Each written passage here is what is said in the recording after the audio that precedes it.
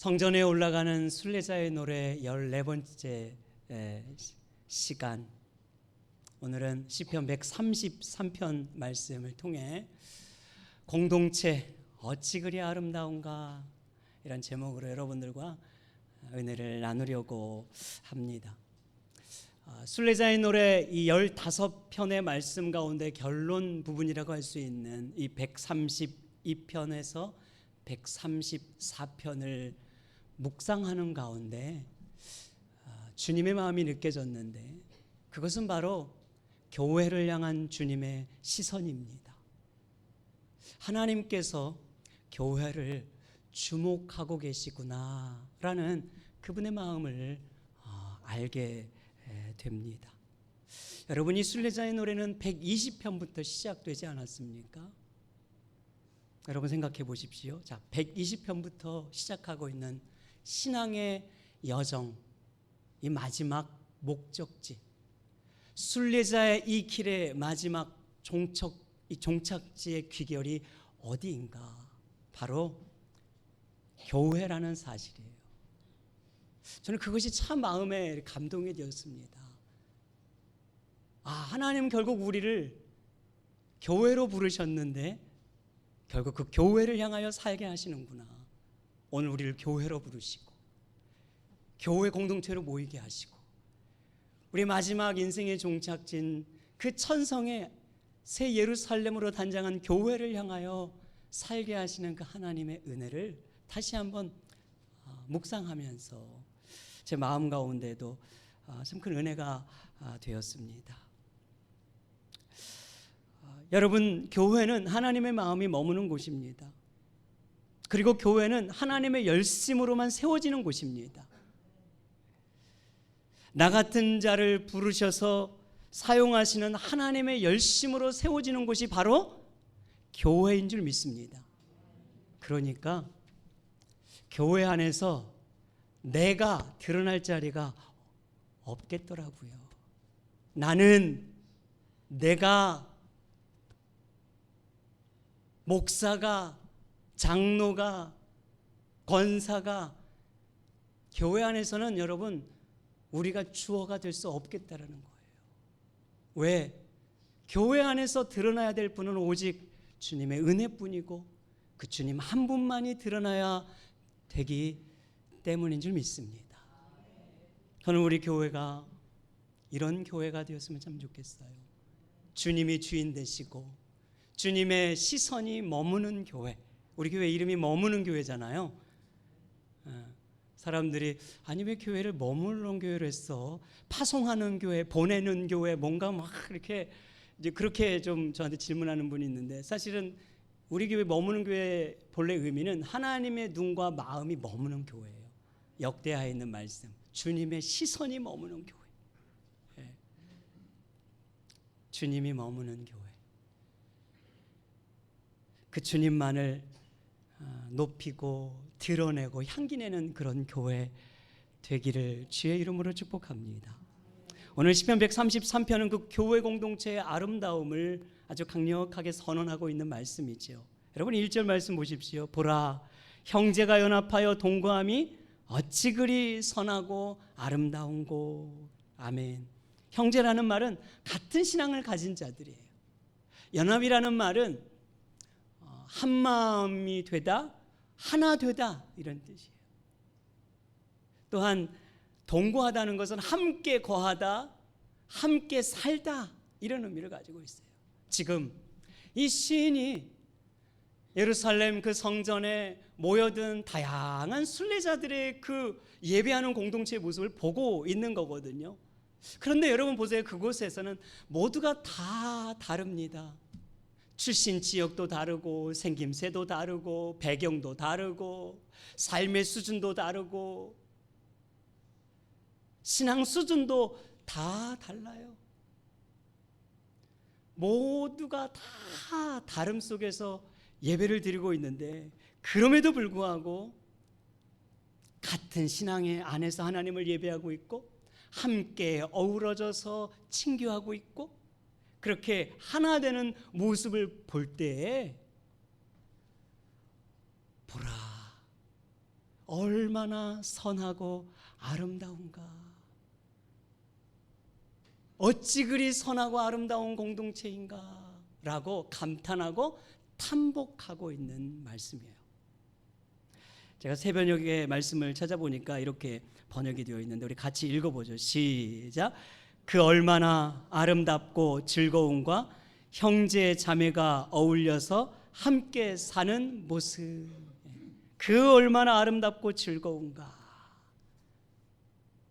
함께 어울리는 공동체의 모습이, 이런 고백을 하고 있는 것이에요. 자, 그러면서 우리 시인은요, 그 아름다운 공동체의 모습을 두 가지 이미지로 우리에게 보여주고 있습니다. 자, 2절 말씀이에요. 자, 2절 같이 읽죠. 시작. 머리에 있는 보배로운 기름이 수염 곧 아론의 수염에 흘러서 그의 옷깃까지 내림 같고. 아멘. 2절의 이 말씀은 이 구약 시대에 대제사장 위임식을 배경으로 하는 그런 말씀입니다. 대제사장을 위임식을 할 때 특별한 의식이 하나 있었는데 뭐냐면 머리에 기름을 붓는 의식이에요. 그걸 거룩한 의식이라 그렇게 레위기서나 출애굽기에서는 말해주고 있습니다. 자, 그런데 여러분, 이게 거룩한 이유는 이때 사용되는 기름은요, 일반 기름이 아닙니다. 특별히 제조된 기름이에요. 하나님께서는 다 재료까지도 말해줍니다. 출애굽기 30장 23절에서 25절에 보면 제일 좋은 향품 중에서 몰약, 향기로운 육개, 향기로운 창포, 이걸 향초 줄기라고도 하더라고요. 또 계피, 그리고 감람기름, 올리브 기름, 이것을 다 합해서 만든 특별한 기름이에요. 그러니까 이 기름에는 향기가 당연히 진동했겠지요. 이 기름은요, 유일하게 제사장, 왕, 선지자라는 이 세 명을 위임할 때에만 사용되는 기름이었어요. 그래서 하나님은요, 그 밖에 다른 용도로 사용하게 되면은 누구든지 죽게 될 것이다, 아주 엄격하게 경고하기도 합니다. 우리 이전의 말씀은 바로 이 대제사장의 위임식을 우리가 좀 이렇게 상상해 볼 필요가 있습니다. 여러분 앞에 사진을 보면서 한번 생각해 보십시오. 이런 이제 대제사장이에요. 그 대제사장을 위임할 때 저 머리 위에 기름을 쫙 부으면 그 기름이 머리를 이렇게 타고 흘러 어깨에 내리거나 혹은 얼굴을 타고 수염으로 해서 이 가슴, 이쪽 흉패 쪽으로 이렇게 흘러 내려서 온 옷깃을 적시게 되는 것입니다. 그런데 당시 제사장의 어깨는 견대라는 게 있어, 이 호마노라는 보석이 양쪽에 있는데 이건 12지파를 상징하고, 또 이 가슴의 흉패에는 12보석이 박혀 있었는데 12지파를 다 상징하는 보석들입니다. 그러니까 이 거룩한 기름이 이렇게 부으면 이렇게 흘러서 12지파를 덮는 거예요. 그죠? 어깨에도 덮고 가슴에 12지파도 또 덮어요. 이렇게 흘러 덮어요. 그 거룩한 향기가 이스라엘 모든 영역의 모든 지파, 모든 백성들에게 퍼져 나가는 것을 우리에게 보여주고 있는 것이지요. 그래서 이 향기가 퍼져 나간다고 할 때, 여러분 이때의 향기라는 것은 어떤 향기겠어요? 대제사장의 직무로 인하여 받은 특별한 은혜들이 있어요. 하나님께서 제사장을 통하여 주신 죄사함의 은혜죠. 자비와 은혜를 베풀어 주시는 그 향기, 죄사함의 향기, 그리고 또 거룩한 백성으로 불러주시는, 구별시켜 주시는 향기, 그 향기들이 온 백성 가운데 퍼져나가는 거예요. 지금 시인은 하나님 백성의 그 공동체를 보면서 그 공동체가 얼마나 거룩하고 얼마나 축복되고 또 얼마나 아름다운 향기를 품고 또한 바라고 있는지를 보고 있는 거예요. 자, 그런가 하면 3절에 또 보십시오. 자, 우리 3절 말씀 읽죠. 시작. 헐몬의 이슬이 시온의 산들에 내림 같도다. 거기서 여호와께서 복을 명하셨나니 곧 영생이로다. 아멘. 2절에서는 거룩한 기름으로 그 비유를 하고 있다면 3절에서는 헐몬산의 이슬로 비유를 하고 있습니다. 사진을 여러분 보여주시면 이 헐몬산은요 2814m 되는 높은 산이에요. 백두산이 2700m 좀 더 되지 않습니까? 그보다 더 높죠. 이스라엘 최북단에 이 가장 높은 헐몬산이 있는데요, 이 헐몬산의 특징은 뭐냐면 1년 가운데 6개월 정도는 하얀 눈이 덮여 있다는 특징이 있습니다. 그래서 그때 많은 사람들은 이 헐몬산의 그 눈을 보면서 경외심을 가졌어요. 저 산은 분명 신성한 산이다. 왜? 이스라엘 지역은 메마른 곳이니까. 시온 산들이라고 하는 것은 예루살렘 중심으로 하는 이스라엘 전 영역을 표현하는 말씀인 듯 보입니다. 자, 보세요. 당시 헐몬산에서 이슬이 내려요. 그죠? 자, 이슬이 내린다는 건 본래 의미는 많은 이슬이 내린다 이런 의미예요. 많은 이슬. 그래서 이런 말이 전해지더라고요. 찾아보니까 그 헐몬산을 방문했던 사람들 가운데 이런 얘기를 했대요. 밤사이에 내린 이슬은 너무 많아서 마치 소나기를 맞은 것 같은 느낌이었다. 그러니까 그 이슬이 얼마나 양이 많았던지 마치 빛처럼, 소낙빛처럼 그렇게 느껴질 정도였다는 거예요. 자, 그럼 이제 상상을 해보십시오. 저 북쪽의 높은 헐몬산에서 이슬이 단비가 되어 강줄기를 형성하고 갈릴리 호수를 지나 저 요단강을 타고 저 남쪽 이스라엘 저 밑에 남쪽까지 흘러가는 거예요. 그 다음 지도 사진을 보여주시면 이렇게 이스라엘 북쪽에서 남쪽으로 쫙 타고 흘러가는 거예요. 무엇이 흘러가요? 물이, 그죠? 강물이 되어 단비가 흘러가는 거예요. 그럼 여러분, 물이 흘러가면서 적시어질 때 어떤 일이 일어날까요? 당연히 단단한 땅이 부드러워질 것이고 그곳에 새싹이 나고 꽃이 피고 열매를 맺게 되는 거예요. 한마디로 말하면 새 생명의 역사가 일어나는 거예요. 새 생명의 역사. 여호와께서 복을 명하셨나니 곧 영생이로다. 생명의 역사가 일어난다 그 말이에요. 물이 닿는 곳마다 메마르고 황폐한 그 대지를 적실 때 다시 살아나는 역사가 일어난다 그 말이에요.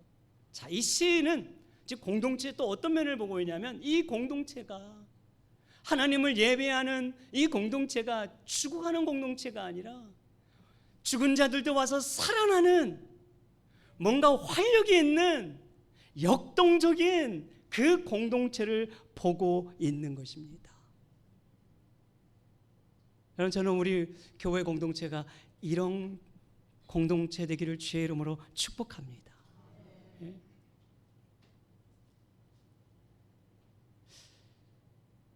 이런 생각이 들더라고요. 하나님께서 진정 기뻐하시는 것이 무엇일까? 여러분, 하나님께서 교회를 보고 기뻐하시는 것이 무엇일 것이라고 생각합니까? 우리는 때때로 뭔가 대단한 교회, 완벽한 교회, 잘 갖추어진 교회, 그런 교회를 세워야 하나님이 기뻐하실 것이라고 생각할 때가 있지만, 그런데 오늘 이 말씀을 묵상하면서 하나님이 정말 기뻐하시는 것은 그것이 아니라 바로 같은 신앙 안에서 모인 성도들이 서로 사랑하고 연합하고 하나 되는 것, 이것을 가장 하나님이 기뻐하신다는 사실이에요. 여러분, 믿으십니까? 하나님이 가장 즐거워하시고 흡족해 하시는 것은 여러분, 이렇게 교회 공동체로 모인 성도들이 함께 한 마음으로 연합하고 사랑하는 것, 이것인 줄 믿으시기 바랍니다. 왜 하나님이 근데 이것을 이렇게 기뻐하실까요? 생각해 보면 이것은 큰 것도 아니고, 그죠? 뭐 대단한 것도 아닌 것 같은데 왜 이런 모습을 보고 그렇게 기뻐하실까? 여러분, 인간이 그렇게 하나 되고 연합하지 못하는 존재이기 때문에 그런 거예요. 죄로 인해 타락한 인간은 자기 의가 다 강해요. 누구든지 태어나는 순간부터 자기를 주장하고 싶고 자기를 내세우고 싶고 다 자기 이름을 드러내고 싶고, 그래서 자기 이 강한 이 죄인된 인간은 두 사람이 모이면 하나 되고 연합하고 이렇게 서로가 그냥 참 좋은 모습을, 화합하는 모습을 보이기보다도 오히려 불화하고 갈등하고 반목하고 거기에 다툼이 생기고 상처를 만드는 일들이 더 많이 있기 때문에. 성경을 보니까 성경에도 그런 모습이 우리에게 얼마나 많이 있는지 몰라요. 여러분, 아브라함과 조카 롯이 가나안이라는 낯선 땅에 들어와서 살아갈 때 처음에는요 의기투합했습니다. 서로 의지할 사람이 없으니까 함께 서로 의지하면서 그 낯선 땅에서 터전을 세워갔단 말이에요. 아무것도 없는 곳에서 새로운 인생을 개척해야 됐기 때문에 서로 의지하면서 했단 말이에요, 그때는. 그런데 성경을 보니까 그들에게 소유가 좀 많아지고 편리해지자 어떤 일이 일어나고 생겨납니까? 다투고 갈등해서 결국은 갈라졌어요.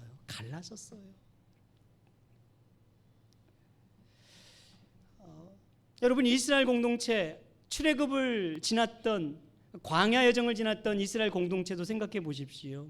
민수기 12장에 보면은요, 사실 출애굽 여정에 그 리더십을 가진 인물이 첫 번째는 모세지만, 모세 옆에는 누가 또 있었냐면 형 아론과 누이 미리암이 있었단 말이죠. 굉장히 도움을 많이 줬고 의지했어요, 모세가. 그 무거운 짐을 감당할 때에 이 형제들의 미리암과 아론의 도움을 많이 받았고 의지를 했단 말이에요. 그런데 어느 시점이 지나자 미리암과 아론이 선동을 하기 시작해요. 그래서 모세의 권위에 도전하기 시작합니다. 그 이유는 다른 게 아니었어요. 왜 모세만 저렇게 인정받아야 돼? 왜 모세만 저렇게 대우받아야 돼? 우리도 열심히 했는데, 우리도 정말 희생했는데, 근데 왜 우리는 알아주지 않아? 이 불평, 이 욕심, 이 열등감, 그 가운데에서 결국은 아론과 여러분 미리암은 문둥병에 걸리게 되잖아요.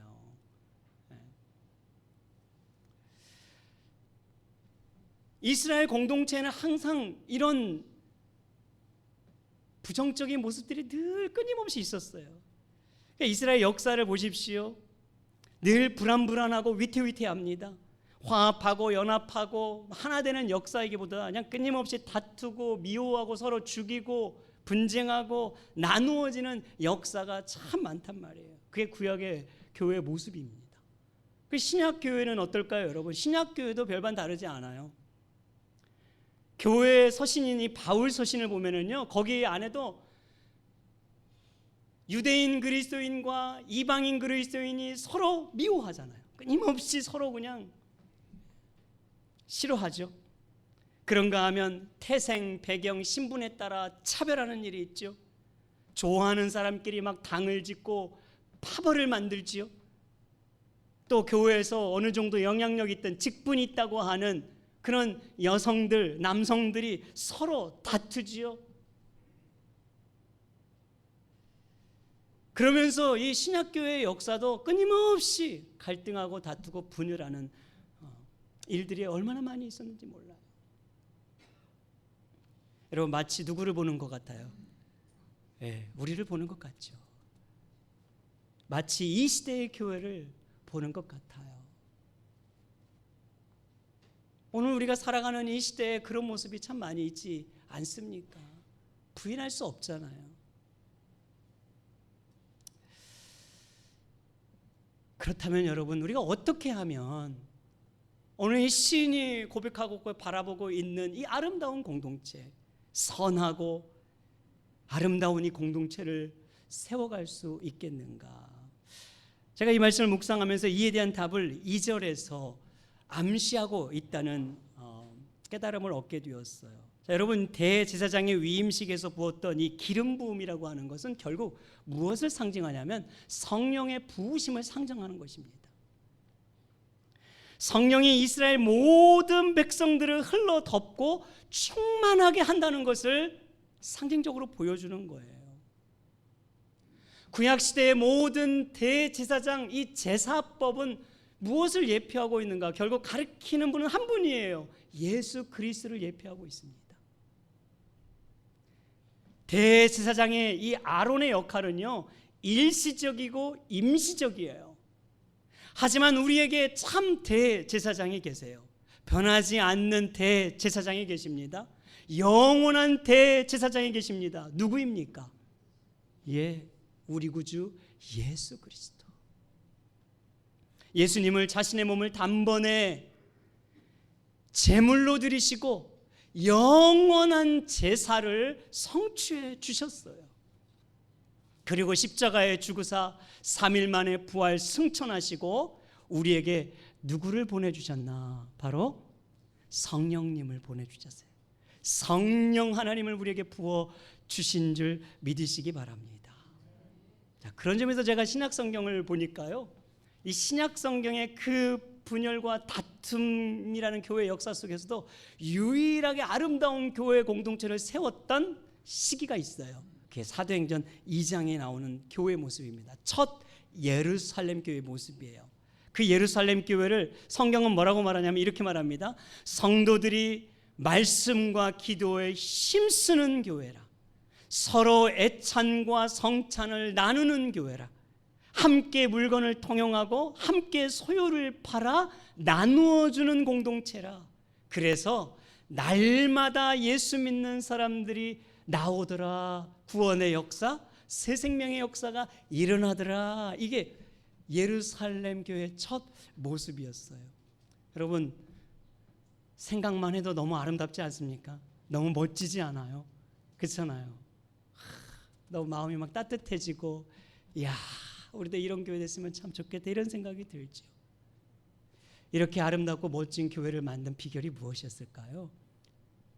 성경은 놀랍게도 그 비결을 바로 이렇게 말해요. 사도행전 2장 4절. 자, 우리 같이 읽죠. 시작. 그들이 다 성령 충만함을 받고. 자, 사도행전 2장 17절 시작. 말세 내가 내 영을 모든 육체에 부어주리라. 내 영은 바로 성령님을 말하거든요. 다시 말하면 하나님께서 약속하신 성령의 역사, 성령님의 임재, 성령님의 부어주심을 통해서 성도들의 마음이 찔려 회개하고 죄사함을 얻게 되었고, 그로 인하여 가시적인 열매가 맺었는데 바로 방금 보여드렸던 이런 아름답고 멋진 선한 그 공동체의 열매를 맺게 되었다고 우리에게 말해주고 있는 것입니다. 자, 고린도후서 2장 21절과 22절 우리 한 번 더 읽습니다. 시작. 우리를 너희와 함께 그리스도 안에서 굳건하게 하시고 우리에게 기름을 부으신 이는 하나님이시니 그가 또한 우리에게 인치시고 보증으로 우리 마음에 성령을 주셨느니라. 아멘. 여러분, 하나님께서 우리에게 이미 성령을 부어주신 줄 믿습니다. 성령으로 함께 하신 줄 믿습니다. 신자의 마음에, 그리고 이 교회 안에는 하나님이 보내신 성령님이 함께 하시는 거예요. 그러니까 여러분, 이런 생각이 들지 않습니까? 자, 교회의 모임도요, 겉으로 보면 세상의 모임과 별반 다르지 않을 때가 참 많아요. 그렇잖아요. 똑같은 사람들이 모여서 운동도 하고 취미생활도 하고 등산도 가고 밥도 먹고 친교도 해요. 다르지 않잖아요. 똑같아요. 그 다른 점이 뭘까요?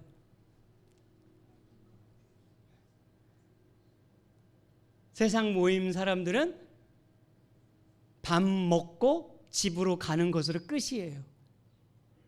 그죠? 그런데 교회에 모이는 사람들은 어떻게 해요? 주일날 교회로 와요. 세상 모임은 교회에 관심이 없고 예배에 관심이 없고 함께하는 친교 공동체에 관심이 없어요.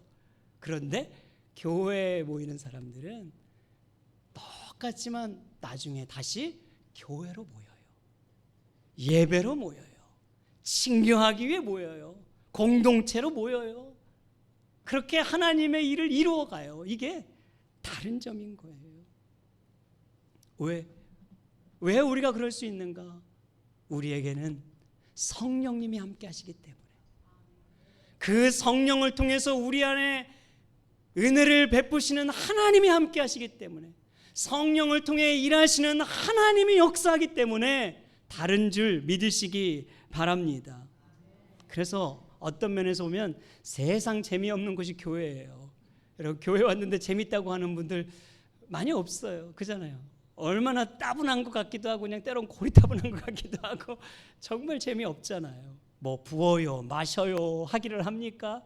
아니면 무슨 뭐 노래방 기계 갖다 놓고 그냥 뭐 즐겁게 춤을 추면서 그냥 뭐 댄스하면서 파티를 합니까? 교회 오면 하고 싶은 말도 못해요. 하고 싶은 행동도 제대로 못해요. 늘 남 눈치도 봐야 되는 것 같아요. 또 교회 오면은 내 헌금 내서 내가 헌신해야 돼요. 내가 뭐 얻어가는 게 뭐가 있어요? 오히려 내 거 다 드리고 바치고 헌신하고 희생해요. 손해보는 경우가 더 많죠. 그럼에도 불구하고 교회로 모이는 이유가 무엇입니까? 교회를 떠나지 않는 이유가 무엇일까요?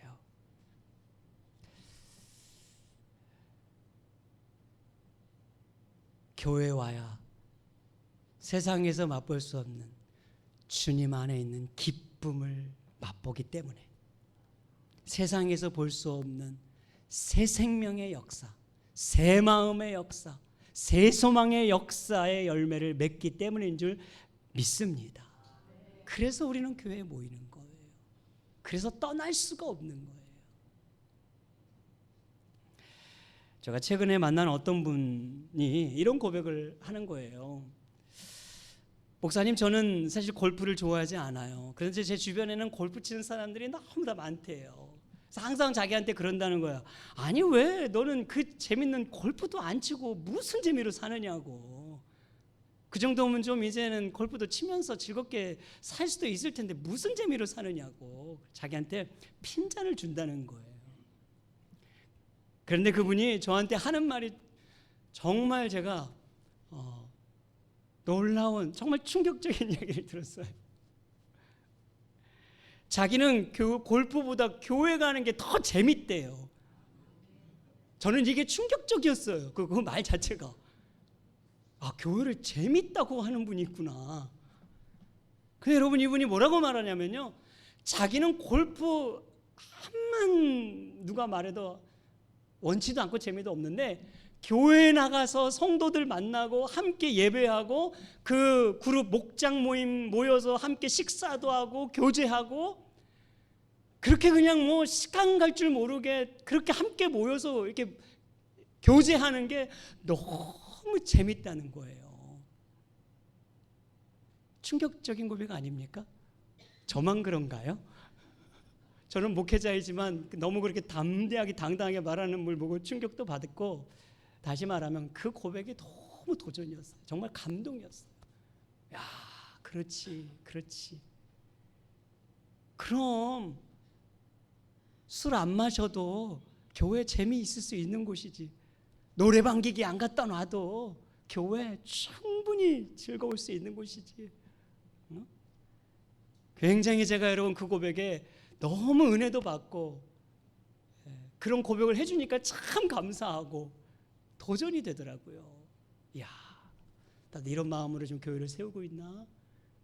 그냥 억지로 그냥 의무적으로 지금 강단에 늘 서고 있는 건 아닌가? 제 자신을 돌아보게 됐어요. 여러분, 어떻게 이런 고백이 나올 수 있는 걸까요? 거기에는요, 생각보다 단순한 답이 담겨져 있어요.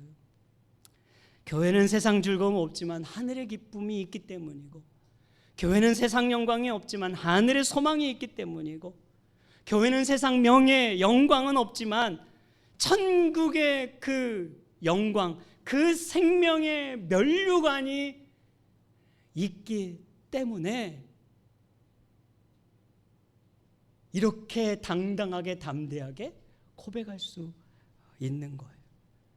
돈 주고 살 수 없는 이 놀라운 축복이 여러분 우리 모임 안에 있는 줄 믿으시기 바랍니다. 그런데 여러분, 이 은혜는 오직 성령님의 임재를 통해서만, 성령님을 통해서만 맛볼 수 있고 누릴 수 있고 체험할 수 있고 경험하는 것인 줄 믿으시기 바랍니다. 로마서 14장 17절 말씀 같이 읽죠. 시작. 하나님의 나라는 먹는 것과 마시는 것이 아니요 오직 성령 안에 있는 의와 평강과 희락이라. 아멘. 아멘이십니까? 여러분, 먹는 것과 마시는 것이 전부가 아니에요. 우리에게는 하나님 안에 있는 의와 평강과 기쁨이 있습니다. 고린도후서 2장 15절 16절 말씀. 우리는 구원받는 자들에게나 망하는 자들에게나 하나님 앞에서 그리스도의 향기니 사망으로부터 사망에 이르는 냄새를 내거나 혹은 생명으로부터 생명에 이르는 향기를 내는 자들이라. 이렇게 말했어요. 여러분, 이게 교회 공동체의 모습이어야 된다 믿습니다. 사망의 냄새를 내면 안 돼요. 교회는 그잖아요. 교회에서 악취가 나고 불편한 냄새가 나면 안 돼. 생명에 이르는 냄새, 소망에 이르는 향기. 그러나 이 모든 향기는 여러분 저절로 이루어지는 것이 아니라 우리가 성령 안에서 하나 되는 교회가 될 때만 가능한 줄 믿습니다. 사랑하는 여러분, 우리 머무는 교회가 성령의 충만한 교회 되기를 원합니다. 예배가 충만한 교회 되기를 원합니다. 그 속에서 성령의 열매 맺고 인격이 더 성숙되어져 가는 교회 되기를 원합니다. 어찌 그리 선하고 아름다운가. 서로가 감탄하고 누구든지 이곳에 올라오는 자들이 고백할 수 있는 우리 머무는 교회가 되기를 주님의 이름으로 축복합니다.